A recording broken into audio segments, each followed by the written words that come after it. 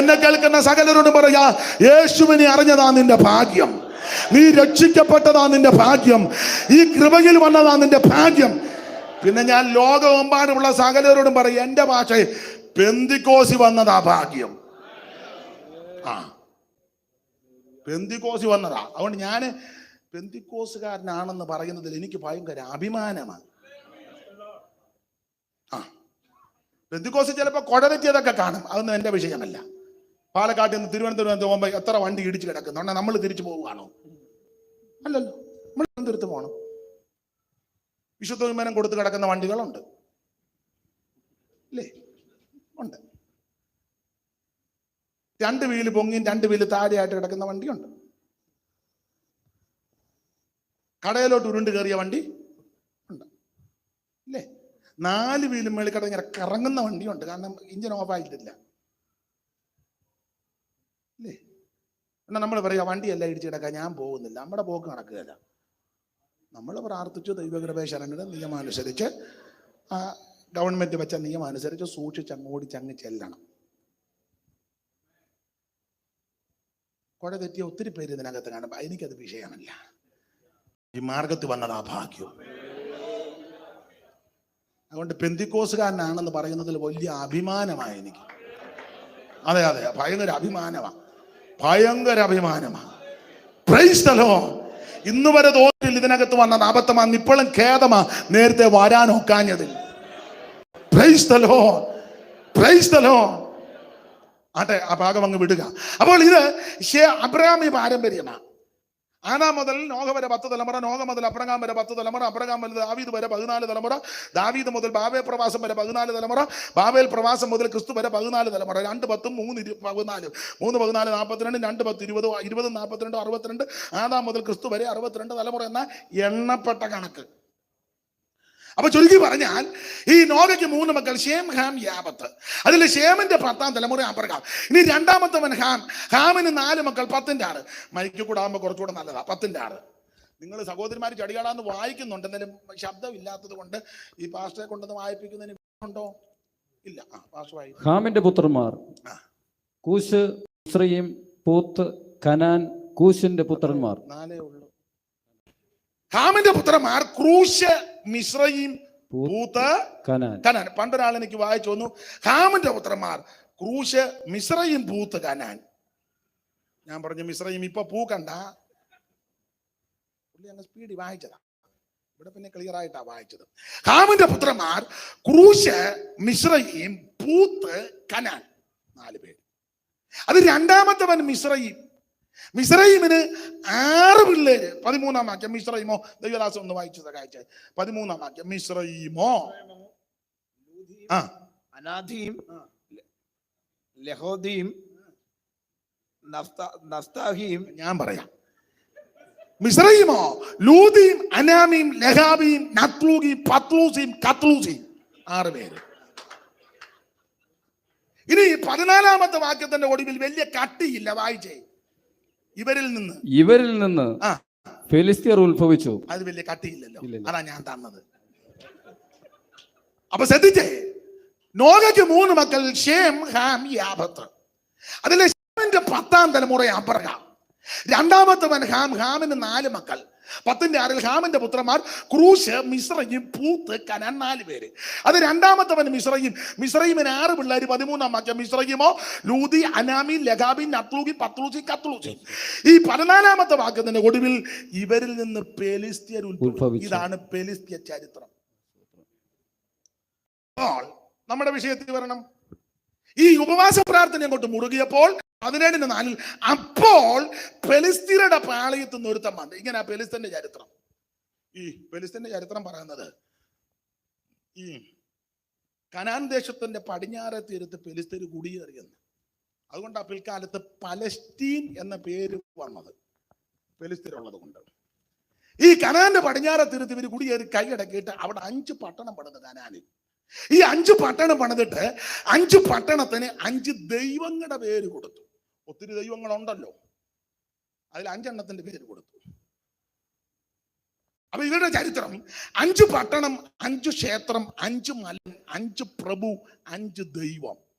ഒരു വാക്യം വായിച്ചേ. ശാമുവേലിന്റെ പുസ്തകം 6-ാം അധ്യായത്തിന്റെ 17-ാമത്തെ വാക്യം. 6:17. മൈക്ക് കൂടെ ഇവിടുന്ന് മൈക്ക് കൂടെ വായിപ്പിക്കുക, എല്ലാവരും ഒന്ന് കേൾക്കാൻ വേണ്ടിയാ കേട്ടോ. 17 ഇങ്ങോട്ട് മറിച്ച് വെച്ചത് ഇവിടെ. ഫെലിസ്ത്യർ യഹോവയ്ക്ക് പ്രായശ്ചിത്തമായിട്ട് കൊടുത്തയച്ച പൊന്നുകൊണ്ടുള്ള മൂലക്കൊരുക്കൽ അസ്തോദിന്റെ പേർക്ക് ഗസയുടെ പേർക്കൊന്ന്, യക്രോന്റെ പേർക്കൊന്ന്, ഗത്തിന്റെ പേർക്കൊന്ന്, അസ്കലോൻ അല്ലേ. ഒന്നുകൂടെ വായിച്ചേ. യക്രോന്റെ പേർക്കൊന്ന്. ഒന്നുകൂടെ വായിച്ചേ. ഫെലിസ്ത്യർ യഹോവയ്ക്ക് പ്രായശ്ചിത്തമായിട്ട് കൊടുത്തയച്ച പൊന്നുകൊണ്ടുള്ള മൂലക്കുരുക്കൽ അസ്തോദിന്റെ പേർക്കൊന്ന്, ഗസയുടെ പേർക്കൊന്ന്, അസ്കലോന്റെ പേർക്കൊന്ന്, ഗത്തിന്റെ പേർക്കൊന്ന്, യക്രോന്റെ പേർക്കൊന്ന്. അസ്കലോന്റെ പേർക്കും ഗത്തിന്റെ പേർക്ക് യക്രോന്റെ പേർക്കും ഗസയുടെ 5 പട്ടണമാണ്. ഈ 5 പട്ടണത്തിന് 5 പേര്, 5 ദൈവങ്ങളാണ്. പട്ടണം പണിതേച്ച് ദൈവങ്ങളുടെ പേരിട്ട് പട്ടണം ദൈവങ്ങളുടെ പേരിനാൽ അറിയപ്പെട്ടു. അങ്ങനെ പട്ടണങ്ങൾ ഇവിടെ ഉണ്ടല്ലോ, നമ്മുടെ ഇന്ത്യയിലുമൊക്കെ മിക്ക പട്ടണങ്ങൾ ദൈവങ്ങളുടെ പേരിനാലാണ് അറിയപ്പെടുന്നത്. അതെ, നമ്മുടെ വിഷയം അതല്ലല്ലോ. അപ്പൊ 5 പട്ടണം, 5 ക്ഷേത്രം, 5 മല്ലൻ, 5 പ്രഭു. 5 പ്രഭു എന്ന് 18-ാം വാക്യത്തിലോട് വായിച്ച്. പൊന്നുകൊണ്ടുള്ള എലികൾ, പൊന്നുകൊണ്ടുള്ള എലികള് ഉറപ്പുള്ള പട്ടണങ്ങൾ, നാട്ടിൻപുറങ്ങളിലെ ഗ്രാമങ്ങളുമായി ഫെലിസ്ത്യന്റെ 5 പ്രഭുക്കന്മാർ മതി. അപ്പൊ 5 പട്ടണം, 5 ക്ഷേത്രം, 5 പ്രഭു, 5 മല്ലൻ, 5 ദൈവം. വചനം ഗ്രഹിക്കുന്നവരുള്ളത് കൊണ്ട് ഒരു കാര്യം കൊണ്ട് പറയാം. അതുകൊണ്ടാണ് ദാവീദ് ഈ ഗോലിയാത്തുമായിട്ട് വെല്ലുവിളി ഏറ്റെടുത്തപ്പം തോട്ടിലിറങ്ങി എത്ര കല്ലാ എടുത്തേ? 5 കല്ല്. അതിന് വേദപഠിതാക്കൾ പറഞ്ഞത് 5 മല്ലന്മാരാ, 5 എണ്ണത്തിന് ഒതുക്കാൻ 5 കല്ല്. അല്ലാതെ കല്ല് 5 എടുത്ത് ഒരു വഴിക്ക് പോകാൻ 4-5 കല്ലിരിക്കട്ടെ എന്നോർത്ത് നല്ല ലക്ഷ്യമാണ്. അതെ, അപ്പൊ 5 പട്ടണം, 5 ക്ഷേത്രം, 5 മല്ലൻ, 5 പ്രഭു, 5 ദൈവം. ഫെലിസ്ത്യ പാളയത്തുനിന്ന് ഗത്യനായ ഗോലിയാത്ത് വന്ന 4-ാം വാക്യം 17:4. അപ്പൊ നമ്മുടെ വിഷയത്തിലേക്ക് വരണം. 10 മണിക്ക് യോഗം, 10 പാട്ട്, 10 ആരാധന, 10:45 പ്രൈസാൻ മറിച്ചപ്പോ 11 ആരാധന മൂത്ത് അപ്പോൾ ആരാധന മൂത്തപ്പോൾ ഒരുത്തം വന്ന അവന്റെ പ്രകൃതിയാണ് 4 മുതലുള്ള വാക്യം. ഒന്നുകൂടെ വായിരും. അപ്പോൾ ഫെലിസ്ത്യരുടെ പാളയത്തിൽ നിന്ന് ഗത്യനായ ഗോലിയാത്ത് എന്ന ഒരു മല്ലൻ പുറപ്പെട്ടു. അവൻ 6 മുഴവും ഒരു ചാണെടുപ്പ്. ഇത് വേദപുസ്തക സംഖ്യാശാസ്ത്ര പ്രകാരം കണക്ക് തെറ്റി ഒരുത്തനാ. 6 മുഴം ഒരു ചാണെടുപ്പം. ഈ 6 എന്നുള്ളത് വേദപുസ്തക സംഖ്യാശാസ്ത്ര പ്രകാരം സാത്താന്യ കണക്കാ. 6 ഇത് മാനുഷികമായിരുന്നു.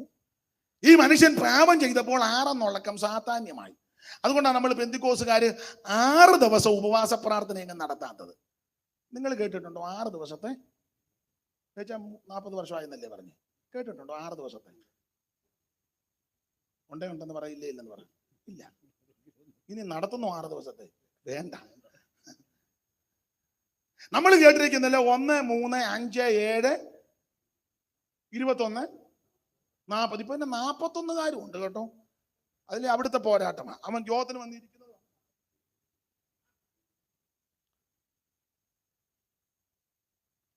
സ്തോത്രം. 6 സാധാന്യ കണക്കാ. ഈ 6 സാധാരണ കണക്കാകാനുള്ള കാരണം 6-ാം ദിവസം ദൈവം മനുഷ്യനെ സൃഷ്ടിച്ചു. ഈ മനുഷ്യൻ ലംഘനം ചെയ്തപ്പോൾ 6 എന്നുള്ള സംഖ്യ സാധാന്യമായി. 6-ന്റെ അക്കവും പെരുക്കവും എല്ലാം സാധാന്യമാണ്. 1-2 തെളിവ്, ഇഷ്ടം പോലെ തെളിവുണ്ട്. 1-2 തെളിവ് തരാം. അതുകൊണ്ടാണ് ഈ 6 മുഴ ഉയരം ഇവന്. ഇനി മിസ്രൈമിന് ജനിച്ച പിള്ളേർ 6. അതെ, നമ്മൾ 10:13 വായിച്ചത്. മിസ്രൈമോ എണ്ണിക്ക് 6 പിള്ളേര്. മിസ്രൈമോ 10:13. മിസ്രൈമിന് 6 പിള്ളേരായി ജനിച്ചേ. മിസ്രൈമോ 6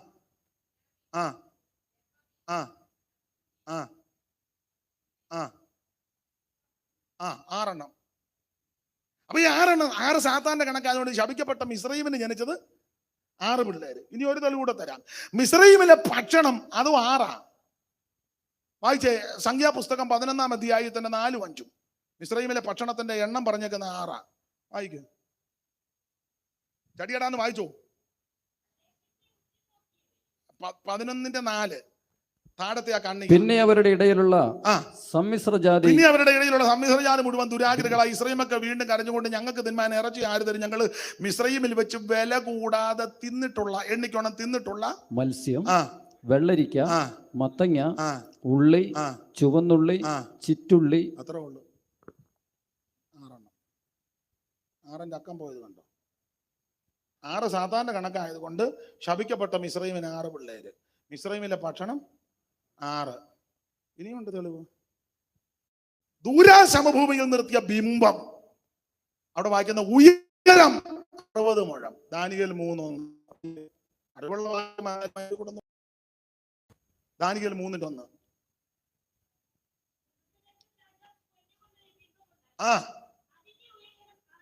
ഉയരം 60 മുഴം. 6ന്റെ കണക്ക് വന്ന കണ്ടോ? അടുത്തത് വണ്ണം 6 മുഴം. അപ്പൊ എല്ലാം 6ന്റെ കണക്കായി പോകുന്നത്. അപ്പോൾ ശപിക്കപ്പെട്ട മിസ്രയീമിന് 6 പിള്ളേര്, മിസ്രയീമിലെ ഭക്ഷണം 6, ബിംബത്തിന്റെ ഉയരം 60 മുഴം, വണ്ണം 6. ഇനിയുണ്ട്. വെളിപ്പാട് പുസ്തകത്തിൽ സാത്താന്റെ മുദ്രയെ പറ്റി പറയുമ്പോൾ 6 3 അല്ലേ? 3 അല്ല, 666.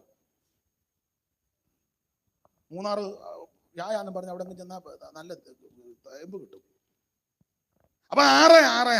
അപ്പൊ 6ന്റെ അക്കവും പെരുക്കവുമല്ല സാധാന്യമാണ്. ഇനി വേറൊരു യുക്തിപരമായിട്ടൊരു ചിന്ത പറയാം. നമ്മുടെ പഴയ പെന്തിക്കോസുകാരുടെ സഭാഗോളല്ല 60 അടി നീളമാണ്, അടിയുടെ ആറാട്ടാവിടെ. പഴയ ഹോളുകളല്ല, പഴയ അപ്പച്ചന്മാര് പറഞ്ഞ 60 അടി നീളത്തിൽ പണിയിടാ, എന്നാലേ ആഞ്ഞടിക്കാൻ പറ്റുള്ളൂ. തച്ചുശാസ്ത്രവും സംഖ്യാശാസ്ത്രം, വേദപുസ്തക സംഖ്യാപ്രകാരം അവന്റെ കണക്കാണ്. സ്തോത്രം. ഞാൻ ആ ഭാഗം അധികം വിവരിക്കുന്നില്ല, അങ്ങനെ അങ്ങ് വിടുക. അപ്പൊ 6 മുഴം ഉയരമുള്ള ഇവൻ തനി പിശാച, ഗോലിയാത്ത്. ഈ ആരാധന അങ്ങോട്ട് ശക്തിപ്പെട്ടപ്പോൾ, അങ്ങനെ ചിന്തിച്ചു, ആരാധനയും പ്രാർത്ഥനയും ഉപവാസവും എല്ലാം ശക്തിപ്പെട്ടപ്പോൾ ഇവൻ രംഗത്ത് വന്നു, ഗോലിയാത്ത്. ഇവൻ വന്നിങ്ങനെ എനിക്ക് 6 മുഴം. നമ്മുടെ അടിക്കണക്കല്ല, എബ്രായ അടിക്കണക്ക. ഏതാണ്ട് വേദ പഠിതാക്കൾ പറഞ്ഞത് നമ്മുടെ അടിക്കണക്ക് വെച്ച് 9 അടിയിൽ മുകളിൽ വരും, അത്രയ്ക്ക് നെടുപ്പമുള്ള ഒരുത്തൻ. ഇവൻ ഇങ്ങനെ വന്ന് നിൽക്കുക, ഗോലിയാത്ത്. ഈ ഗോലിയാത്തിന്റെ ഒരു പ്രകൃതി, വന്ന ഉടനെ അവൻ പൽസിക്കത്തില്ല. നമ്മൾ വന്നങ്ങോട്ട് കസാല ഇരുന്ന ഉടനെ പൽസിക്കുന്നു. ആരെയാന്നോ? ഈ ഗോലിയാത്ത് വന്ന ഉടനെ പൽസിക്കത്തില്ല. ഗോലിയാത്ത് വന്നേച്ച് ഇവരെ എല്ലാം ഒന്ന് നോക്കി, ഇസ്രായേൽ മക്കളെ എല്ലാം ഒന്ന് നോക്കി. അപ്പം BTH, BD, MDV, MDH, research, councillor, counselling, പ്രാർത്ഥന ആരാധന കൗൺസിലിങ്, ഫയർ കോൺഫറൻസിന്റെ ആള്, പവർ കോൺഫറൻസിന്റെ ആള്, എല്ലാവരും ഉണ്ട്. ഷമ്മ, ഏലിയാവ്, ഷിമയി, അബ്നേര്, ഷൗല്, എല്ലാം മിടുക്കന്മാരാ. അപ്പൊ ഈ ഗോലിയാത്ത് വന്ന് ഇവരെ എല്ലാരും നോക്കി പറഞ്ഞു, BTH ആന്ന് പറഞ്ഞു. BD, MDV, കൗൺസിൽ, യായിന് കാണുന്നതിലെല്ലാം വിളിയാണ്.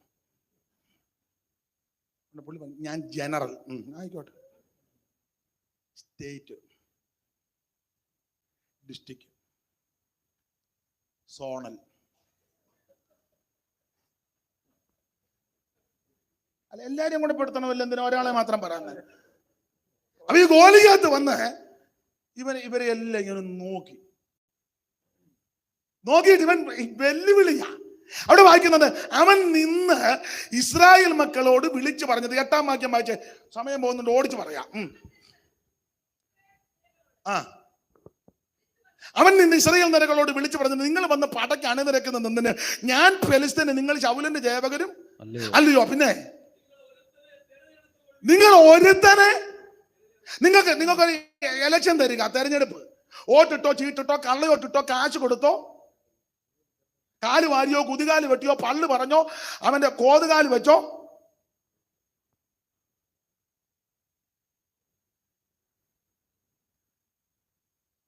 നിങ്ങൾ എന്തേലും ഒന്ന് പറ. ഒന്നേ സ്തോത്രം പറ, ഇല്ലെങ്കിൽ ഹല്ലേലൂയ പറയണം, ഇല്ലെങ്കിൽ എന്റെ ദൈവമേ എന്നെങ്കിലും പറ.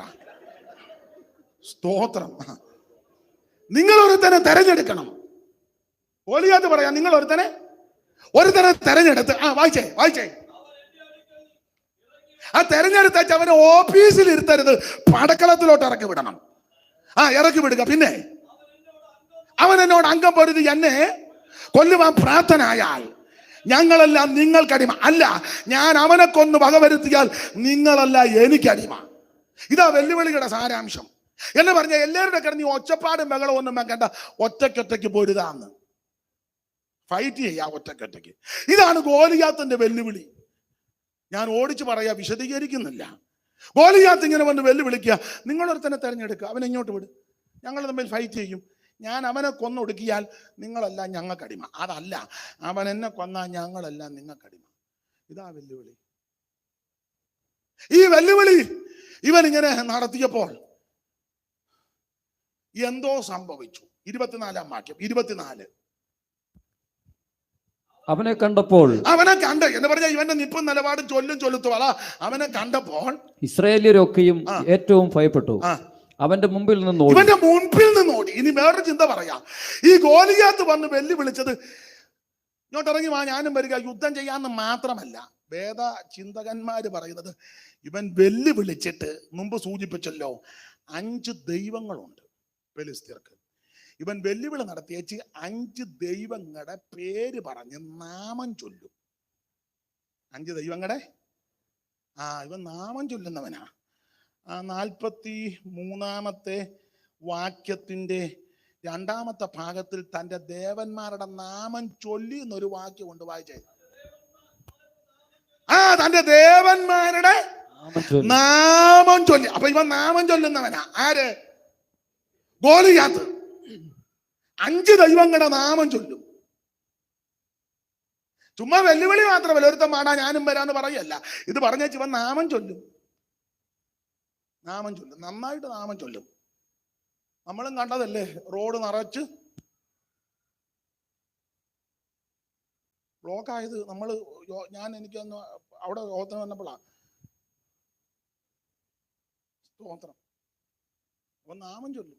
ഗോലിയാത്ത് ഇവൻ ദേവന്മാരുടെ നാമം ചൊല്ലി. ഇനി ദേവന്മാരുടെ നാമം ചൊല്ലിയത് എങ്ങനെയാന്ന് പറയാം. 16-ാമത്തെ വാക്യം വായിച്ച എങ്ങനെയാ ചൊല്ലിയത്, എപ്പോഴാന്നൊക്കെ എഴുതിയിട്ടുണ്ട്. ആ ഫെലിസ്ത്യൻ 40 ദിവസം. അപ്പൊ നാമം ചൊല്ലിയത് എപ്പോഴാ?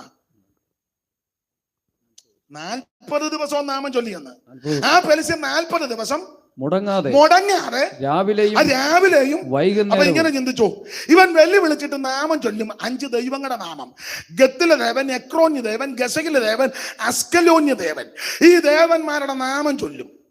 നിന്ന് ചൊല്ലുക. അത് എത്ര ദിവസമാ? 40 ദിവസം. അത് മുടങ്ങാതെ. മാത്രമാണല്ലോ രാവിലെയും വൈകുന്നേരവും.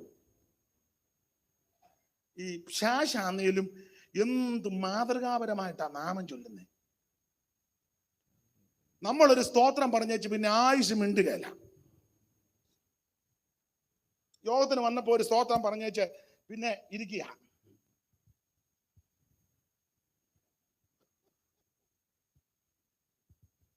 പിന്നെ മിണ്ടുകയല്ല.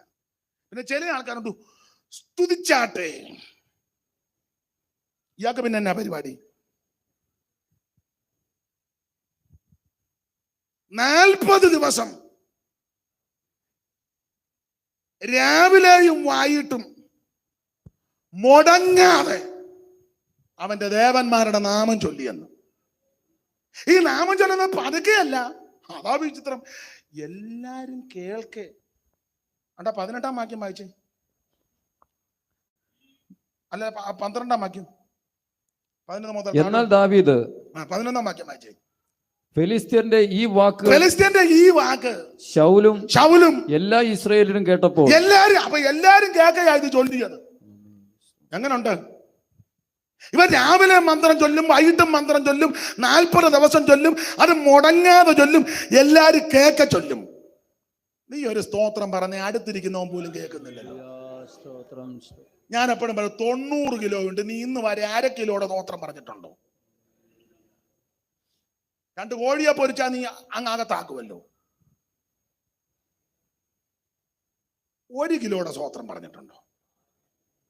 ശാശാന്നിലും അവനെ കണ്ടുപഠിക്ക്. അവൻ രാവിലെ മന്ത്രം ചൊല്ലും, വൈകിട്ട് മന്ത്രം ചൊല്ലും, 40 ദിവസവും ചൊല്ലും, മുടങ്ങാതെ ചൊല്ലും, എല്ലാരും കേൾക്കുകയും ചൊല്ലും. അങ്ങനെയെങ്കിൽ അഖിലാണ്ടം കണ്ട ഉടയവനായ ദൈവത്തെ, നിനക്ക് വേണ്ടി ജീവനെ തന്ന ദൈവത്തെ, നമുക്ക് വേണ്ടി രക്തം ചിന്തിയ ദൈവത്തെ, നമുക്ക് വേണ്ടി പ്രാണനെ തന്ന കർത്താവിന് ഉച്ചൈസ്തരം ആമെ സ്തുതിക്കണമെന്നായി പറഞ്ഞത്. കയ്യും കെട്ടി വായു മൂട്ടി അല്ലിരിക്കേണ്ടത്. അവൻ ശക്തിയോടെ ദൈവത്തെ മഹത്വപ്പെടുത്തണം. ഇവന്റെ 40 ദിവസവും വെല്ലുവിളിച്ച്, ഇങ്ങനെ വെല്ലുവിളിച്ച് മന്ത്രം ചൊല്ലുക, വേദമന്ത്രം ചൊല്ലുക രാവിലെയും വൈകിട്ട്. നിങ്ങൾ ചിന്തിച്ച്, നമ്മുടെ വീടുകളിലൊന്നും അങ്ങനെ മിക്ക വീട്ടിലും രാവിലെ പ്രാർത്ഥനയില്ല. നിങ്ങൾ ഹൈന്ദവരെ പഠിച്ചേ, കാറ്റാന്നേലും മഴയാന്നേലും കൊടുങ്കാറ്റാന്നേലും ഇടി വെട്ടിയാലും സുനാമി ആന്നേലും എന്തോ കുന്തം വന്നാലും കൊള്ളാം, കൃത്യം 4:45 റെക്കാർഡിടും. കൃത്യം 4:45. ശ്രദ്ധിച്ചോണം. പെർമനന്റ് കോളാമ്പി കെട്ടിവെച്ചിരിക്കുക. ആലാന്നേ ആല്, തൂണാന്നേ തൂണ്, മരമാന്നേ മരം, എവിടെ പെർമനന്റ്. കൃത്യം 4:45 ഒരു 6:15 വരെ എന്ന് പറഞ്ഞാൽ ഒരു 1.5 മണിക്കൂർ. അതിങ്ങനെ സ്തുതി ഗീതങ്ങളാണ്. ചുരുക്കി പറഞ്ഞാൽ ഒരു 5:30 അന്തരീക്ഷം മുഴുവൻ ഈ മന്ത്രത്തിന് മുഖരിതമാണ്. അന്നേരം പെന്തിക്കോസുകാരൻ വൈകിട്ട് നല്ല പൂണന്റെ തീറ്റി നിന്നേച്ച് 5 മണിയാകുമ്പം നല്ല പിള്ളേർ വെളിയിൽ നിന്ന് തന്ന പുതപ്പ് ഒന്നുകൂടെ പുതച്ച് ഫാൻ 5 കടന്നത് തിരിച്ച് 1 ആക്കിയിട്ട് 1 നോക്കിയിട്ട് പിന്നെ നല്ല സുഖമായിട്ട് അന്നേരം അവിടെ ചൊല്ലി അന്തരീക്ഷം മുഴുവൻ മന്ത്രോച്ചാരണം കൊണ്ട് നിറയുക. അത് 6:15 അവരുടെ പരിപാടി നിൽക്കും. അന്നേരം നമ്മൾ പെന്തിക്കോസുകാർ 7:15 അതൊക്കെ എഴുന്നേറ്റ് വന്നു തൂത്തേച്ചു ഒരു കോപ്പ കാപ്പി പോലും കഴുകാതെ വിഡി അത് മുഴുവൻ അങ്ങ് മാറ്റി എന്നിട്ട് ചെല്ല് ആ കട്ടിലെന്ന് പതുക്കെ ഇങ്ങനെ, നിങ്ങൾ കണ്ടിട്ടില്ലേ, മനമേ പക്ഷി എന്തിനാടാ നീ ഇങ്ങനെ ജീവിക്കുന്നത്? ഉള്ള പൂണന്റെ തീറ്റി തിന്നേച്ച് രാവിലെ പ്രാർത്ഥിക്കാതെ നീയും വെമ്പളയും ഇന്ന് രാത്രി നിന്നോടും കൂടെ അത് ഊട് പറയുന്നത്, നീ രാവിലെ ദൈവസന്നിധി ഇരിക്കേ. അവൻ കയറി അന്തരീക്ഷം ബന്ധിക്കുക. അന്തരീക്ഷം ബന്ധിക്കുമ്പോൾ പെന്തിക്കോസുകാരാ, നീ മാണ്ട് കിടക്കാതെ നീ രാവിലെ ഉണർന്ന് ദൈവത്തിന് മഹത്വം കൊടുക്ക്. നിന്റെ കുടുംബത്തിനകത്ത് ആരാധന ഉയരട്ടെ, നിന്റെ വീടിനകത്ത് പ്രാർത്ഥന ഉയരട്ടെ, നിന്റെ ഭവനത്തിൽ സ്തുതി സ്തോത്രം ഉയരട്ടെ. ഹല്ലേലൂയ. രാവിലെ ഉണർന്ന് ദൈവത്തെ മഹത്വപ്പെടുത്ത്, ദൈവത്തിന് സ്തോത്രം പറ, ദൈവത്തെ ആരാധിക്ക്. നിന്റെ കുടുംബത്തിൽ സ്തോത്രയാഗം ഉയരട്ടെ. വേച്ചാൻ സിപ്പിട്ടത് ഞാൻ നിർത്താൻ വേണ്ടിയായിരിക്കും. എന്തായാലും ഒരു അല്പം കൂടെ എടുത്തിട്ടേ നിർത്തുന്നുള്ളൂ. പിന്നെ ഇച്ചിരി എടുത്തോട്ടെ. വേച്ചാ ഞാൻ വെച്ചാന് പോണോ? ഞാൻ നല്ല കാര്യമാ പറയുന്നത്. സ്തോത്രം. ഞാൻ ഹൃദയവേദനയോടാ ഇത് പറയുന്നത്. നിന്റെ കുടുംബത്തിനകത്ത് ആരാധന ഉയരണം. കുഞ്ഞുങ്ങളുമായിട്ട് രാവിലെ ഇരുന്ന് പാട്ട് പാടി ദൈവത്തെ മഹത്വപ്പെടുത്ത്. നിന്റെ ഭവനത്തിൽ സ്തോത്രം ഉയരട്ടെന്ന്, ആരാധന ഉയരട്ടെ. ഹല്ലേലൂയ. ഈ സൗത്ത് സോണലിന്റെ ഈ ഉപവാസ പ്രാർത്ഥന ഒടുവിലത്തെ രാത്രി പറയാനുള്ള ദൂത് ഒന്നും നടന്നില്ലേലും കുടുംബാരാധന ശക്തമാക്ക്. രാവിലെ വൈകിട്ട് പ്രാർത്ഥന ഉയരട്ടെ, രാവിലെ വൈകിട്ട് ആരാധന ഉയരട്ടെ. ഗോലിയാത്തിനെ കണ്ടുപിടിക്കും. രാവിലെ വൈകിട്ട് മുടങ്ങാറ് 40 ദിവസം നാമം ചൊല്ലിയൊന്ന് എല്ലാരും കേക്ക്. ഇവനിങ്ങനെ വേലമന്ത്രം ചൊല്ലി വെല്ലുവിളിച്ചപ്പോൾ 24 വാക്യം പറയാ, അവനെ കണ്ടപ്പോൾ ഇസ്രായേൽക്കൊക്കെയും ഏറ്റവും ഭയപ്പെട്ടു. അവന്റെ മുമ്പിൽ നിന്ന് ഓടി. കുറുവാക്യം മറക്കരുത്, എതിർത്ത് നിൽപ്പീൻ, എന്നാൽ അവൻ നിങ്ങളെ വിട്ട് ഓടുവന്ന. ഇതിപ്പോ നേരെ തിരിഞ്ഞു. ഗോലിയാത്ത് എതിർത്ത് വന്നപ്പോൾ ഇവര് ഓടി. എങ്ങോട്ട് ഓടി? അവിടെ വായിക്കുന്നത്, അവനെ കണ്ടപ്പോൾ ഇസ്രായേലെല്ലാം ഏറ്റവും ഭയപ്പെട്ട് അവന്റെ മുൻപിൽ നിന്ന് ഓടി. ഈ മുൻപിൽ നിന്ന് എന്നേക്കാൾ ജ്ഞാനമുള്ള ആളാന്നറിയാം. അവന്റെ മുൻപിൽ നിന്ന് ഓടിയെന്ന് പറഞ്ഞ എങ്ങോട്ട് ഓടിയെന്ന? പുറകോട്ട് ഓടി. യാക്കോബ് പറഞ്ഞത് എതിർത്ത് നിൽക്ക്, അവൻ ഓടുവന്ന. പക്ഷെ ഇവിടെ നേരെ തിരിഞ്ഞു. അവൻ എതിർത്തപ്പോ ഇവര് പുറകോട്ട് ഓടി. ചില കാര്യം ഇവിടെ പറഞ്ഞ് വേഗത്തിൽ അങ്ങ് നിർത്താം. ഈ മല്ലനാകുന്ന ഗോലിയാത്ത് വെല്ലുവിളിച്ച് ഈ വേലമന്ത്രം ചൊല്ലി ഇവനിങ്ങനെ ചൊല്ലി നിന്നപ്പം ഇസ്രായേൽ മക്കളെല്ലാം കൂടെ പുറകോട്ട് ഓടി. ഓടാൻ കാരണം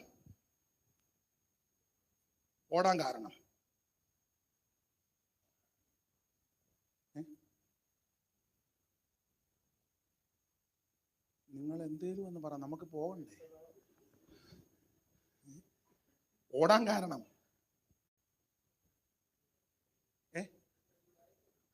ഭയപ്പെട്ടെന്നൊരു പ്രയോഗമുണ്ട്. അപ്പൊ എന്നാൽ നമ്മൾ ഉദ്ദേശിക്കുന്ന ഭയമല്ല.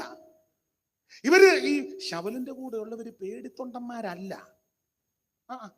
ഒരു വാക്യം വായിച്ചേ, 14:52. ചടികടാന്ന് വായിക്കാമെങ്കിൽ പെട്ടെന്ന് പോകാം, ഇല്ലേ പിന്നെ സമയം പോകും. 14:52. ശൗലിന്റെ കൂടെ ഉള്ളവരാരാ? ആ ചെറിയ കണ്ണിക 15 നേരെ. ശൗലിന്റെ കാലത്തൊക്കെയും ഫെലിസ്ത്യരോട്, ശൗലിന്റെ കാലത്തൊക്കെ പെരിസ്ത്യരോട് കടനയുദ്ധമുണ്ടെന്നാൽ ശൗൽ യാതൊരു വീരനെയോ ശൂരനെയോ കണ്ടാൽ അവനെ തന്റെ അടുക്കൽ ചേർത്തു. അപ്പൊ ശൗലിന്റെ കൂടെയുള്ളവരാരാ?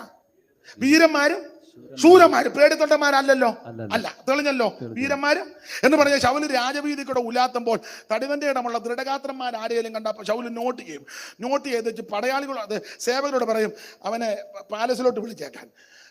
രാജാവ് വാക്കിംഗ് ഒക്കെ കഴിഞ്ഞ് പാലസ് വന്നു കഴിയുമ്പോൾ അവൻ വരും. വന്നാൽ ചോദിക്കും നീ ആരാന്ന് ചോദിക്കും. ഇന്ന ആളാ, പട്ടാളത്തിൽ അപ്പോയിന്റ്മെന്റ് ആണ്. കാരണം വീരനെയോ ശൂരനെയോ കൊണ്ടാ വിടുകയല്ല, കൂടെ നിർത്തും. അപ്പൊ ശൗലിന്റെ കൂടെയുള്ളവരെല്ലാം വീരന്മാരും. അതാ ഞാൻ പറഞ്ഞ BTH, BD, MDU, MDH, റിസർച്ചും സൈക്കാട്രിസ്റ്റും കൗൺസിലറും എല്ലാം മിടുക്കന്മാരാ. പിന്നെ ആകെ പോഷനായിട്ടുള്ളത് ഞാൻ മാത്രമേ ഉള്ളൂ. അത്രേ ഉള്ളൂ. എനിക്ക് കുടുംബശ്രേഷ്ഠതയില്ല, കളറുമില്ല, സ്വരമാണ് ഒട്ടും. മാനുഷികമായി പിന്നെ ആകെ അഭിഷേകമുള്ളത് കൊണ്ട് അത് മതി. ശൗലിന്റെ കൂടെയുള്ളവരെല്ലാം വീരന്മാരും അപ്പൊ പേടിത്തൊണ്ടന്മാരല്ല. അപ്പൊ ഈ വീരശൂര പരാക്രമികൾ പിന്നെ ഇതിനെ പുറകോട്ടോടിയത്? എല്ലാം വീരന്മാരും ശൂരന്മാരും അല്ലേ, പിന്നെ എന്തിനാ പുറകോട്ടോ? അത് പറഞ്ഞു വെച്ച് നിർത്താം. എന്തായാലും നിങ്ങൾ പോകുമ്പോൾ എന്തേലും പള്ളു പറയും, അയാൾക്ക് അത്രയും സമയം എടുക്കേണ്ട കാര്യമൊന്നും ഇല്ലെന്ന് പറയുമെന്ന് എനിക്കറിയാം. എന്തായാലും പണ്ടൊരാൾ പറഞ്ഞ പോലെ ചത്താലും ചത്തില്ലേലും ചവടക്കാം. അപ്പൊ അതുകൊണ്ട് ഏതായാലും അങ്ങ് പറയാം, ആർക്കെങ്കിലും ഒരാൾക്ക് ഗുണമാന്നേ വരട്ടെ. ഈ വീരന്മാര് ശൂരന്മാര് പുറകോട്ടോടി എന്ന പേടിത്തൊണ്ടന്മാരല്ല. പിന്നെ എന്തുകൊണ്ട് ഇവര് പുറകോട്ട് ഓടാൻ കാര്യം, പണ്ട് ഇസ്രായേലി പെലിസ്ത്യര് ഒരു തന്ത്രം ഉണ്ടാക്കി. ഇസ്രായേലിന്റെ ഒരു പ്രത്യേകത, ഇസ്രായേലിൽ കൊല്ലന്മാരുടെ അയ്യരുകളില്ല. കൊല്ലന്മാരുടെ എമ്പടി കൊല്ലന്മാരാ. കൊല്ലന്റെ പണി എന്നാ? ആയുധം ഉണ്ടാക്കുക. പെന്തിക്കോസ്കാരന്റെ പണി എന്നാ? പാര വെക്കുന്നതാണോ? അവനുണ്ടാക്കുന്ന മുടുത്ത പാര എടുത്ത് കുഞ്ഞുഞ്ഞെന്ന് വെച്ചാൽ ചണങ്ങാതിരിക്കുക, ഇടയ്ക്കിടയ്ക്ക് നോക്കുക വെച്ച പാര കേൾക്കുന്നുണ്ടോ.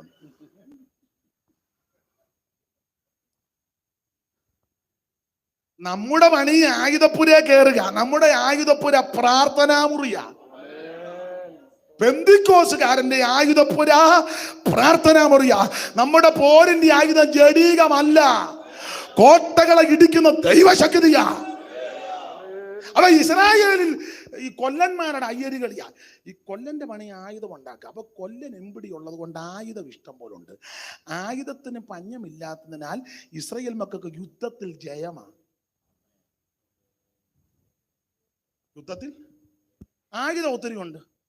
ഈ ആയുധം ഉള്ളത് കൊണ്ട് യുദ്ധത്തിൽ ജയം. അപ്പൊ ഫെലിസ്ത്യര് കമ്മിറ്റി കൂടി ചോദിച്ചു, ഇവന്മാര് വെച്ചടി ജയിക്കുകയാണല്ലോ, എന്നാ കാര്യം? അപ്പം ഫെലിസ്ത്യ മൂപ്പന്മാര് പറഞ്ഞത്, ജയിക്കാൻ കാര്യം അവരുടെ ഇടയിൽ ഇഷ്ടം പോലെ കൊല്ലനുണ്ട്. അതിന് കൊല്ലം പച്ചിരുമ്പ് കാച്ചി പഴിപ്പിക്കുക, അടിച്ച് ആയുധം ഉണ്ടാക്കി കൊടുക്കുക, കൂത്തിയിരുന്ന് പച്ചിരുമ്പ് പഴിപ്പിക്കുക. പ്രാർത്ഥിക്കുന്ന അമ്മമാരുണ്ടെന്ന്, പ്രാർത്ഥിക്കുന്ന സഹോദരിമാരുണ്ടെന്ന്, പച്ചിരുമ്പ് കാച്ചി പഴിപ്പിക്കുന്നെന്ന് പ്രാർത്ഥിക്കുന്ന സഹോദരന്മാരുണ്ടെന്ന്, പ്രാർത്ഥിക്കുന്ന പിതാക്കന്മാരുണ്ടെന്ന്.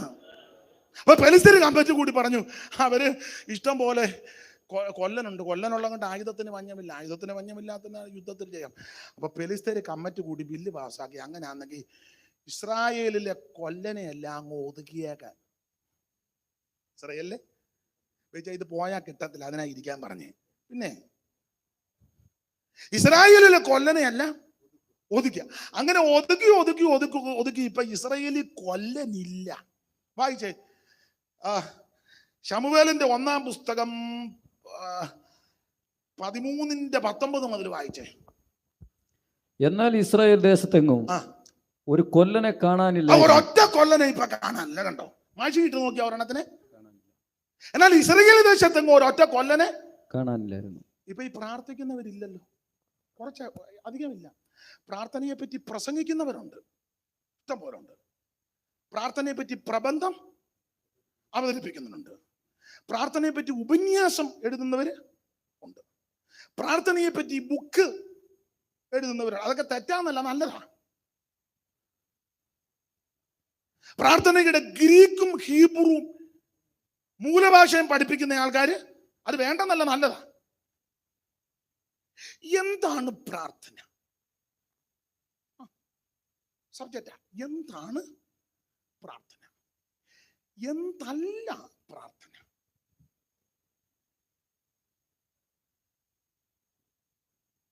നാം പ്രാർത്ഥിക്കുമ്പോൾ എങ്ങനെ ഇരിക്കണം? എങ്ങനെയും ഇരുന്ന് പ്രാർത്ഥിക്കരുത്. നീ കഥേരയിലിരുന്നോ, നിലത്തിരുന്നോ, പായിലിരുന്നോ, നീ വല്ലച്ചാതി എങ്ങനെയും അങ്ങ് പ്രാർത്ഥിക്കും.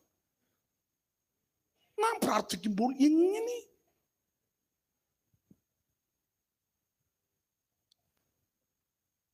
പ്രാർത്ഥനയുടെ ഗ്രീക്ക് തപ്പി ഊപ്പാട് വരികയല്ല. നീ 5 മിനിറ്റ് പ്രാർത്ഥിക്കൂ. അല്ല, ഇപ്പൊ ഒറ്റ കൊല്ലനെ കാണാനില്ല, വൈര്.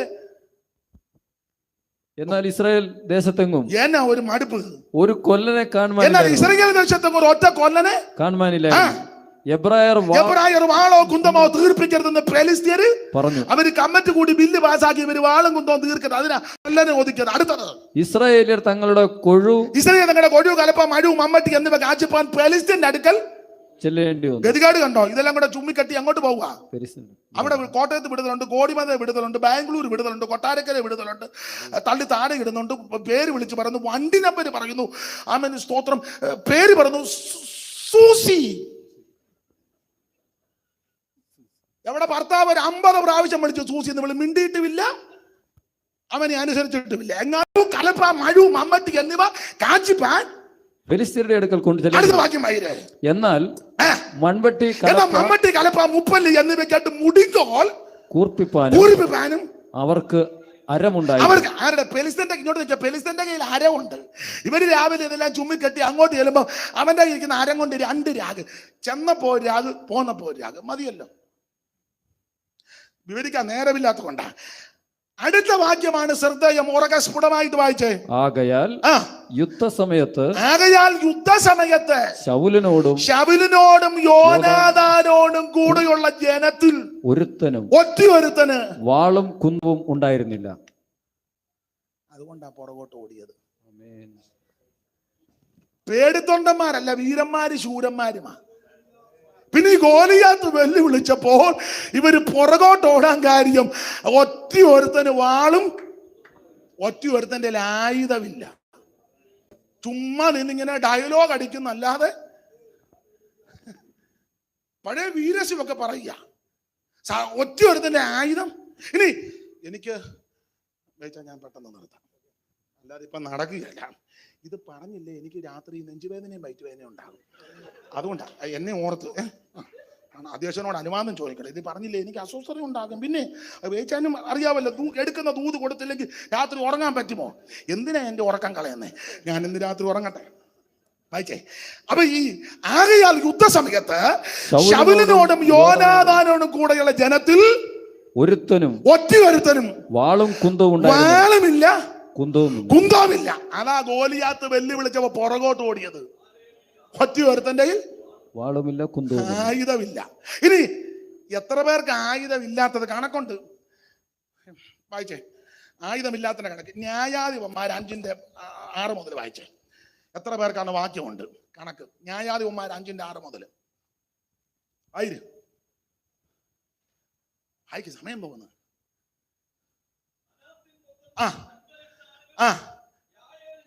അനാഥൻ പുത്രനായ ശങ്കരൻ നാളിൽ യായാലും കാലത്ത് പാതകൾ ശൂന്യമായി, വഴിപോക്കർ വളഞ്ഞ വഴികളിൽ കൂടെ നടന്നു. ദെബോരയാകുന്ന ഞാൻ എഴുന്നേക്കുന്നവരെ, ഇസ്രായേലി മാതാവായിട്ട് എഴുന്നേക്കുന്ന നാൾ വരെ നായകന്മാർ ഇസ്രായേലി അശേഷമില്ല. അവർ നൂതന നേതന്മാരെ വരിച്ചു, ഗോപുരദ്വാരത്തെങ്കിൽ യുദ്ധം ഭവിച്ചു. അടുത്തത്, ഇസ്രായേലിന്റെ 40,000 മധ്യേ എത്ര പേർക്ക് ആയുധമില്ലാത്തത്? 40,000. 40,000 എണ്ണത്തിന് ആയുധമില്ല.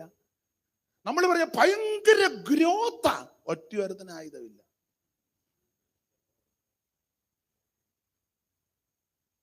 നേരത്തെ ചെന്നില്ലേ സീറ്റ് പാർക്കിങ്ങിന് വളരെ ആയുധമില്ല. 40,000 എണ്ണത്തിന് ആയുധമില്ല. ആളൊക്കെ ഇഷ്ടം പോലെ ഉണ്ട്, പക്ഷെ ആയുധം പലർക്കും. ഞാൻ നിർത്തുക. ബാക്കി നമുക്ക് നാളെ സഭായത്തിന് വെക്കുന്നെങ്കിൽ 40,000 എണ്ണത്തിന് ആയുധമില്ല. ഇനി ഉള്ളത് ആർക്കാ? ആ 13-ാം അധ്യായത്തിന്റെ ഒടുവിലത്തെ വാക്യം വായിച്ച് മുമ്പേ നമ്മൾ വായിച്ചു നിർത്തിയില്ലയോ? അല്ലല്ല മോളെ, ശാമുവേലിന്റെ 1-ാം പുസ്തകം 13-ാം അധ്യായത്തിന്റെ 19 മുതലേ നമ്മളെ വായിച്ചത് മുമ്പേ. ആ വാക്യം അതിന്റെ മേളിൽ ഒരു വാക്യോടെ ചേർത്ത് വായിച്ച ദൈവദാസി. ഇസ്രായേൽ തങ്ങളുടെ കൊടിയോ കലപ്പ മഴു മമ്മട്ടിക്ക എന്നിവ കാച്ചപ്പാൻ പെലിസ്തീനിടയ്ക്ക് ചെല്ലേണ്ടി വന്നു. അടുത്തത്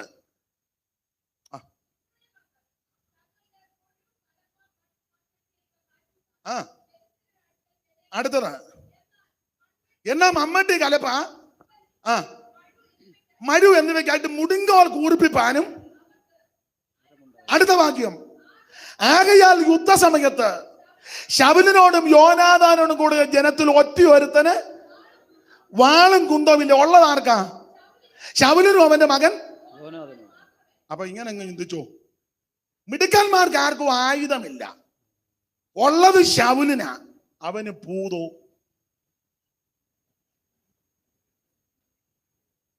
മനസ്സിലായോ? മിടുമിടുക്കന്മാരെല്ലാരും കൊണ്ട് പക്ഷെ ഒറ്റയൊരുത്തന് ആയുധമില്ല. ഉള്ളത് ശൗലിനാ, അവന് ഭൂതം. പുള്ളിക്ക് ഭൂതം കയറുമ്പോൾ നൊരയും പതയും ചാടും. അന്നേരം ദാവീദ് കിന്നരം എടുത്ത് വായിക്കും. അന്നേരം തിരുമേനിക്ക് ഒരു അല്പം ആശ്വാസം. അതാ ചെല്ല് പറഞ്ഞേ, ഇന്നത്തെ യോഗം കഴിഞ്ഞപ്പോൾ ഒരല്പം ആശ്വാസം. എനിക്ക് ആ ഇടയ്ക്കത്തെ പാട്ട് പാടിയപ്പോൾ ഒരാശ്വാസം. അത് തിരുമേനിയുടെ ആത്മാവാണ്. ഞാൻ അധികം വിവരിക്കുന്നില്ല. ഇത് ഉപവാസ പ്രാർത്ഥന ആയതുകൊണ്ടാണ് ഈ നിലയിൽ പോയത്. Price the Lord. യാക്കോബ് പറഞ്ഞത്, എതിർത്ത് നിൽക്ക്, അവൻ നിന്നെ വിട്ട് ഓടിപ്പോകും. ഇത് അവൻ എതിർത്ത് വന്നപ്പോ ഇവര് പുറകോട്ട് ഓടി. ഓടാൻ കാരണം പേടിച്ചിട്ടല്ല, ഒറ്റയൊരുത്തൻ്റെ ആയുധമില്ല. ഉള്ളതാർ എത്ര പേർക്കില്ല? 40,000 എണ്ണത്തിന് ആയുധമില്ല. ഉള്ളതാർക്കാ? ശൗലിനും മകൻ യോനാഥാനും. ആ ഉള്ളവനോ ശൗലിന് ഭൂതം. എന്നാ അവന് ഭൂതമാ, അവന്റെ കയ്യിൽ ആയുധം ഉണ്ടല്ലോ. അങ്ങേർക്ക് ഭൂതമാ, കയ്യിൽ ആയുധം ഉണ്ടെന്നാ ആയുധം എങ്കിൽ വാങ്ങാന്ന് വെച്ചാൽ അതും കുഴപ്പടിയാ. എന്താ ശൗലിന്റെ ആയുധത്തിന് കുഴപ്പം? ദാവീദ് പാടിയല്ലോ, ശൗമേലിന്റെ 2-ാം പുസ്തകം 1-ാം അധ്യായത്തിന്റെ 16 മുതൽ. ശൗല് മരിച്ചപ്പോൾ ദാവീദ് ഒരു വിലാപകാവ്യം പാടിയപ്പോൾ ആയുധത്തിന്റെ കുഴപ്പടി അവിടെ രേഖപ്പെടുത്തി. വായിച്ചേ, ശമൂവേലിന്റെ 2-ാം പുസ്തകം 1-ാം അധ്യായത്തിന്റെ 16 മുതൽ താഴോട്ടുള്ള വാക്യം. ദാവീദ് അവനോട് 17 വായിച്ചു. അനന്തരം ദാവീദ് ശൗലിനെയും അവന്റെ മകനായ യോനാഥാനെയും അവന്റെ മകൻ യോനാഥാനെയും കുറിച്ച് വിലാപകാവ്യം ചൊല്ലി. അവൻ യഹൂദ മക്കളെ ധനുർഗീതം അഭ്യസിപ്പിക്കും കൽപ്പിച്ചത് ശൂരന്മാരുടെ പുസ്തകത്തിൽ എഴുതിയിരിക്കുന്നുവല്ലോ. അടുത്തത്, ഇസ്രായേലെ നിന്റെ വിലാപകാവ്യമാ. ഇസ്രായേലേ നിന്റെ പ്രതാപമായവൻ നിന്റെ ഗിരികളിൽ നികിതന്മാരായി പട്ടുപോയതെങ്ങനെ ഗത്തിൽ പ്രസിദ്ധപ്പെടുത്ത. അസ്കലോം വീതികളിൽ ഘോഷിക്കരുത്, ഫെലിസ്ത്യ പുത്രിമാർ സന്തോഷിക്കരുത്. ഫെലിസ്ത്യ പുത്രിമാർ സന്തോഷിക്കരുത്. അഗ്രചർമ്മികളുടെ കന്യകമാർ ഉല്ലസിക്കുകയും അരുത്. ഗിൽബോവ പർവ്വതങ്ങളെ, നിങ്ങളുടെ മേൽ മഞ്ഞോ മഴയോ വഴിപാട് ദിനങ്ങളോ ഉണ്ടാകാതിരിക്കട്ടെ. അവിടെയല്ലോ വീരന്മാരുടെ പരിച എറിഞ്ഞു കളഞ്ഞത്. അടുത്ത വാക്യം, ശൗലിന്റെ തൈലാഭിഷേകത്തിന്. നന്നായിട്ട് വായിക്കേ. ശൗലിന്റെ തൈലാഭിഷേകം ഇല്ലാത്ത പേടിക്കൊന്നും വേണ്ട. ഇത്രയും വായിച്ചു തന്നല്ലോ, വളരെ അഭിനന്ദിക്കുന്നു. ദൈവം അനുഗ്രഹിക്കട്ടെ. ഒന്നുകൂടെ വായിച്ചു. ശൗലിന്റെ തൈലാഭിഷേകം ഇല്ലാത്ത പരിച. ശൗല് മരിച്ചപ്പോ ദാവീദ് വിലാപകാവ്യം പാടുക. അവൻ യഹൂദ മക്കളെ ധനുർഗീതം അഭ്യസിക്കാൻ കൽപ്പിച്ചു. അത് ശൂരന്മാരുടെ പുസ്തകത്തിൽ എഴുതി. ഇസ്രായേലിന്റെ പ്രതാപമായവൻ നിന്റെ ഗിരികളിൽ നിഹതന്മാരായി. അയ്യോ, അതൊക്കെ നടുങ്ങുക. ആ വാക്യം വായിക്കുമോ? ഇസ്രായേൽ നിന്റെ പ്രതാപമായവൻ നിന്റെ ഗിരികളിൽ. അയ്യോ, പേടിയാ എന്ന് പറഞ്ഞാൽ ഇസ്രായേലിലെ പുരുഷന്മാരെ ഇറക്കി നിർത്തിയാൽ തോൾപ്പക്കമുള്ളവൻ തേണ്ട കിടക്കുന്നു. ബെന്യാമീൻ ഗോത്രക്കാരൻ തേണ്ട കിടക്കുന്നു. ധനാഢ്യനായ കീശിന്റെ മകൻ തേണ്ട കിടക്കുന്നു. നടുങ്ങുക. അതുകൊണ്ടാ ദാവീദ് സങ്കീർത്തനത്തിൽ പാടി, നീ ദേശത്തെ നടുക്കി ഭിന്നിപ്പിച്ചെന്ന്. ശൗലിന്റെ മരണം കഴിഞ്ഞപ്പോ ദേശം കിടുകിട നടുങ്ങി. ശൗലിന്റെ മരണം എങ്ങനെയാന്നൊക്കെ വിസ്തരിക്കേണ്ടത്, അതിന് ഇന്ന് മുതിരുന്നില്ല. നാളെ പകല് ദൈവം അനുവദിക്കുന്നെങ്കിൽ പറയാന്ന് ചിന്തിക്കുന്നു. സ്തോത്രം. എനിക്ക് നിങ്ങൾ പലരും വചനം ആസ്വദിക്കുന്നത് കൊണ്ടാണ് ഞാൻ ഇച്ചിരി സമയം കൂടെ എടുത്തത്. അല്ലെ ഞാൻ സൂക്ഷം 9 തന്നെ നിർത്തിയാനും. നിങ്ങളിങ്ങനെ മിണ്ടാതിരിക്കുന്നെങ്കിൽ നിങ്ങൾ ഗ്രഹിക്കുന്നുണ്ടെന്ന് എനിക്കറിയാം. സ്തോത്രം, അതെനിക്ക് മനസ്സിലാകുന്നുണ്ട്. അതുകൊണ്ടാണ് ഇച്ചിരി എടുത്തത്. ദൈവത്തിന് മഹത്വം. അവൻ വചനത്തിന് ശക്തിയുള്ളതാ. ഇത് അതിവേഗത്തിൽ ഓടുന്നതാ. ഇത് ക്രിയ ചെയ്യുന്ന വചനമാ. ഇത് സൗഖ്യം തരുന്ന വചനമാ. നിനക്ക് രൂപാന്തരം വരുത്തുന്ന വചനമാ. നിന്നെ ശക്തീകരിക്കുന്ന വചനമാ. ഇത് ഗുണീകരിക്കുന്ന വചനമാ. ഇളംപുല്ല് പെയ്യുന്ന മഞ്ഞ് പോലാ. ഇത് മാരി പോലാ. ഇത് അണ്ണാക്കിന് മധുരമാ. അല്പബുദ്ധിയെ ജ്ഞാനിയാക്കുന്നതാ. ഉലയിലേക്ക് ശുദ്ധി ചെയ്യുന്നതാ. ഇന്ന് രാത്രി നിനക്ക് സൗഖ്യം തരുന്ന ദൈവത്തിന്റെ വചനമാ. നിന്റെ രോഗാത്മാവിനെ, നിന്റെ സകല കെടുതികളെ അടിച്ചു മാറ്റുന്ന ദൈവവചനം.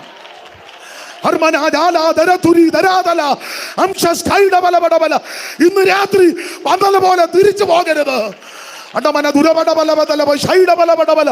എല്ലാവരും സ്വോത്രം ചെയ്ത് ദൈവത്തെ മഹത്വപ്പെടുത്ത്. അതിവേഗത്തിലോടുന്ന വചനം, നിന്നെ സൗഖ്യമാക്കുന്ന വചനം, നിന്റെ ബന്ധനങ്ങളെ അടിക്കുന്ന വചനം, കെട്ടുകളെ പൊട്ടിക്കുന്ന വചനം.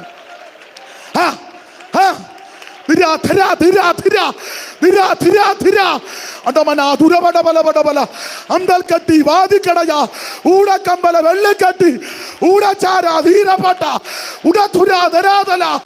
യേശുവിന്റെ നാമത്തിൽ ജയം.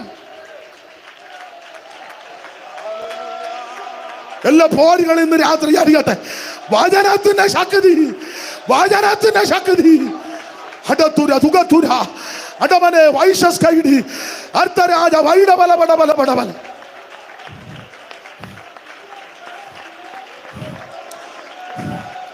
ദൈവത്തിന് മഹത്വം, ദൈവത്തിന് മഹത്വം, ദൈവത്തിന് മഹത്വം, ദൈവത്തിന് മഹത്വം, ദൈവത്തിന് മഹത്വം, ദൈവത്തിന് മഹത്വം, ദൈവത്തിന് മഹത്വം, ദൈവത്തിന് മഹത്വം, ദൈവത്തിന് മഹത്വം, ദൈവത്തിന് മഹത്വം, ദൈവത്തിന് മഹത്വം, ദൈവത്തിന് മഹത്വം, ദൈവത്തിന് മഹത്വം.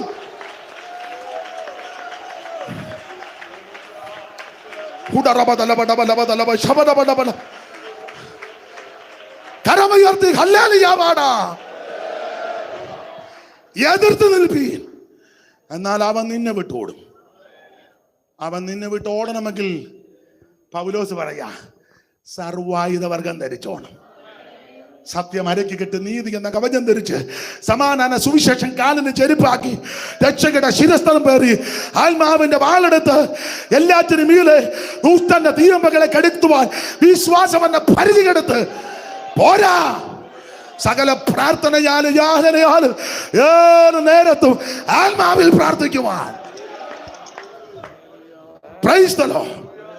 അങ്ങനെ പ്രാർത്ഥിച്ച് സർവായുധവർഗധാരികളായി ഈ മലബാർ സൗത്ത് സോണിലുള്ള എല്ലാ കർത്തദാസന്മാർക്കും എല്ലാ ദൈവമക്കൾക്കും ദൈവം കൃപ തരട്ടെ എന്ന് ആശീർവദിച്ച് വാക്കിൽ നിന്ന് വിരമിക്കുന്നു. ദൈവം നിങ്ങളെ അനുഗ്രഹിക്കട്ടെ. ഒരപേക്ഷ, ദൈവത്തിന്റെ വലിയ കൃപയുള്ളത് കൊണ്ടും അനേക ദൈവമക്കളുടെ പ്രാർത്ഥന കൊണ്ടാണ് ഇതുവരെ നിന്നത്. ഇനി ഒരു ചുവടുകൂടെ വെക്കണമെങ്കിൽ നിങ്ങളുടെ പ്രാർത്ഥന ആവശ്യമാണ്. എപ്പോഴും ഒക്കത്തില്ലെങ്കിൽ ഓർക്കുമ്പം എളിയവനെയും കുടുംബത്തെയും വിശേഷിച്ച് ശുശ്രൂഷകളെ ഓർത്ത് പ്രാർത്ഥിക്കണമെന്ന് അപേക്ഷിക്കുന്നു. കർത്താവിന്റെ വരവിനായിട്ടൊരുങ്ങാം. അല്പസമയം അതിക്രമിച്ചു. നിങ്ങൾ സഹകരിച്ചതിന് നന്ദി.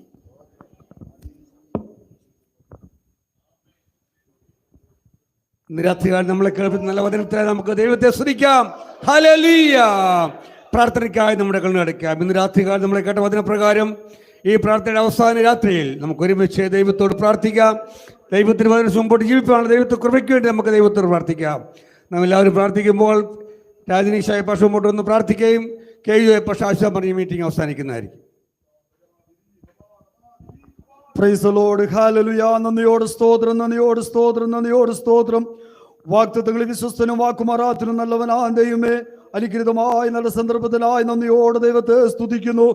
ഞങ്ങൾ കർത്താവിന്റെ പാദപീഠത്തിലായിരുന്ന സമയം മുതൽ ഇത്രത്തോളം സമയം ദൈവം ഞങ്ങൾ അനുഗ്രഹിച്ച ആശീർവദിച്ച വലിയ കൃപകൾക്കായി നന്ദിയോടെ സ്തോത്രം. കർത്താവേ, കഴിഞ്ഞ 21 ദിവസവും ഞങ്ങൾക്ക് ദൈവത്തിന്റെ പാദപീഠത്തിലായിരിക്കാൻ ദൈവടയാക്കിയ വൻ കൃപകൾക്കായി നന്ദിയോടെ സ്തോത്രം. ഇന്ന് രാത്രി കാലം ഞങ്ങൾ കേൾപ്പിച്ച നല്ല ചിന്തകൾക്കായിട്ട് നന്ദി നിറഞ്ഞ ഹൃദയത്തോടുകൂടെ ദൈവത്തെ സ്തുതിക്കുന്നു. കർത്താവേ, പിശാചിനോട് എതിർത്ത് നിൽപ്പാൻ ഞങ്ങൾക്ക് കഴിയുമാറാകണമേ എന്ന് ദൈവത്തോട് പ്രാർത്ഥിക്കുന്നു. കർത്താവേ, എതിർത്ത് നിൽക്കുമ്പോഴും വിട്ടു ഓടിപ്പോകുന്നവനാണല്ലോ അത് നിങ്ങൾ കേൾക്കുവാനിടയാക്കിയ വൻ കൃപകൾക്കായി നന്ദിയോട് സ്തോത്രം. തരദാസിനെടുത്ത് ഉപയോഗിച്ചതിനാൽ നന്ദിയോട് സ്തോത്രം. ഞങ്ങളുടെ പരമാർത്ഥ മനസ്സിനുണർത്തത്തക്ക നിലവാരത്തിൽ ഒരു ദൈവികമായിരിക്കുന്ന ചിന്തകൾ ഈ രാത്രികാലം കേൾക്കുവാൻ ദൈവടയാക്കിയ വൻ കൃപകൾക്കായിട്ട് നന്ദിയോട് സ്തോത്രം. വീടെല്ലാവരും ദൈവം അനുഗ്രഹിക്കുമാറാകണമേ. കടന്നു പോകുന്ന മക്കൾക്കായി പ്രാർത്ഥിക്കുന്നു. കർത്താവ് എല്ലാവരെയും അനുഗ്രഹിക്കുകയും ആശീർവദിക്കുമാറുകയും ചെയ്യുമാറാകണമേ എന്ന് പ്രാർത്ഥിക്കുന്നു. തുറന്നുള്ള അനുഗ്രഹത്തിന് കാരണമായി തീരും. ദൈവത്തിന്റെ പരിശുദ്ധാത്മാവ് പ്രവർത്തിക്കും.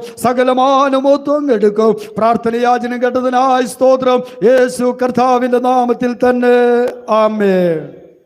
രക്ഷിതാവും കർത്താവുമായിരിക്കുന്ന യേശു ക്രിസ്തുവിന്റെ കൃപ, പിതാവാ ദൈവത്തിന്റെ സ്നേഹം അനുദിനവും നമ്മെ ആശ്വസിപ്പിച്ച് വഴി നടത്തുന്ന ദൈവദാസനോടും കുടുംബത്തോടും ശിശുവോടും ഇന്ന് ഈ മീറ്റ് സംബന്ധിച്ച എല്ലാ ദൈവമക്കളോടും അധ്യക്ഷനായ ദൈവദാസനോടും ഈ സ്ഥലസഭയോടും മലബാർ സൗത്ത് സോണിന്റെ എല്ലാ പ്രവർത്തനോടും കൂടെ ഇന്നും എന്നാളും കർത്താവ് രണ്ടാമത്തെ വരെയും ഉണ്ടായിരിക്കുമാറാകട്ടെ. അറുക്കപ്പെട്ട കുഞ്ഞാടിന്റെ മഹത്വം. ഹല്ലേലൂയ, ഹല്ലേലൂയ, ഹല്ലേലൂയ. ആമേൻ. കർത്താവേ വരണമേ. ഇന്ന് രാത്രിയിൽ വചന സംസ്ഥ കർത്താവിന്റെ ആശ്രമമുള്ളതായ മലബാർ സൗത്ത് സോണിന്റെ നാമത്തിൽ എല്ലാ നന്ദി അറിയിക്കുന്നു.